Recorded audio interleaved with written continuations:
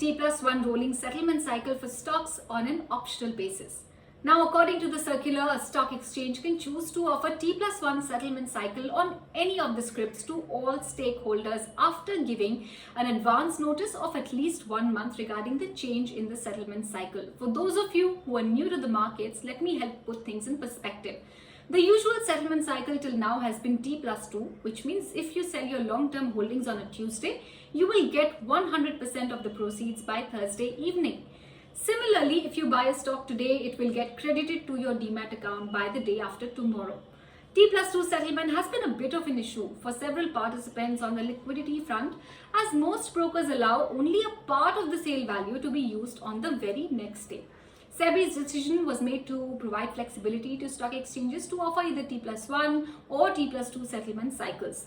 The new rule will come into force from 1st Jan 22. So let's touch base with Sandeep Parekh of Finsec Law Advisors to better understand the impact of this on market participants. Thank you so much for joining us, Sandeep. Hi, Karunya. Thanks for inviting me.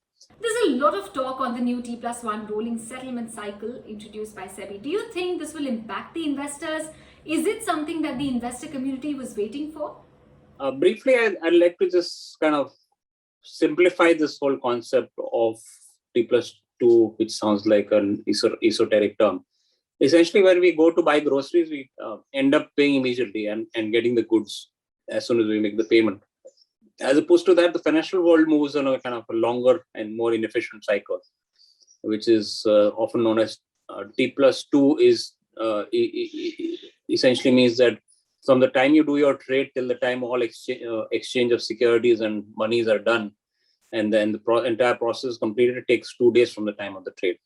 Now, that sounds like a pretty long time period, but given the kind of the necessities of international investments in particular, these are often necessary because, the foreign investor who would like to bring in money into a market on a time-sensitive basis typically does it on the first day after the trade has taken place. And therefore, to accelerate the entire process would mean that, they'll have to bring in money much earlier, sometimes maybe even before the trade is punched in.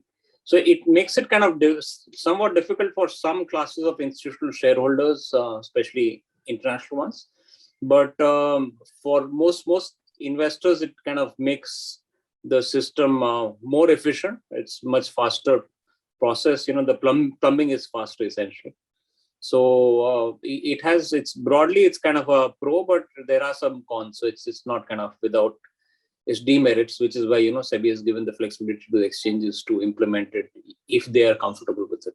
Now, Sandeep, SEBI has left it up to the stock exchanges to decide whether they want to take this up or not. We were looking at a tweet by Nitin Kamath the other day who mentioned that it will be interesting to see if only one of the exchanges takes it up while the other does not. Now, because lots of these stocks trade on both exchanges, often people buy on one and sell on the other. What do you think about this? How is this likely to play out?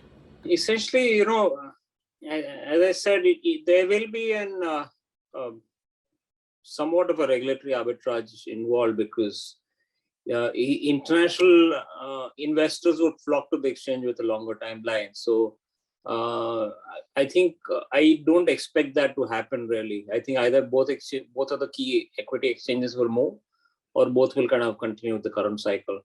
I don't think it will be beneficial for the one which has moved to a T+1 cycle because they will lose some of the liquidity which the international investor will rather choose to put in a T+2 system. So I would not expect it, but yes, there will be some confusion and chaos which will result if only one exchange were to move, because as you know, our systems are quite deeply integrated with algo trades. In a microsecond, you can buy in one exchange and sell in the other. So it makes the markets more efficient, but at the same time, the exchanges are kind of very deeply interconnected to each other.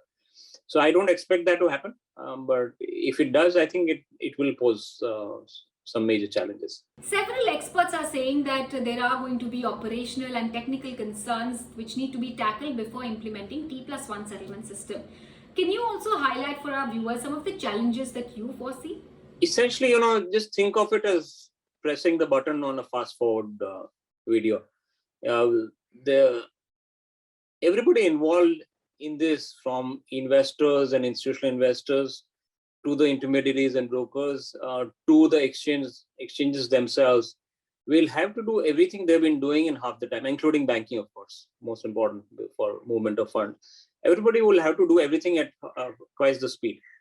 So it will kind of mean that the systems will need to be much more efficient for the delivery of the securities and monies to be exchanged within one day.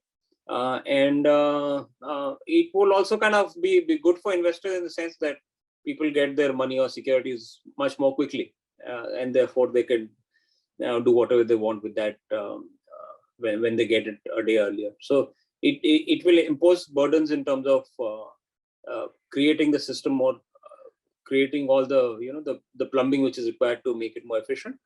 But at the same time, I think the end retail investor is kind of better off because they get faster view on the assets.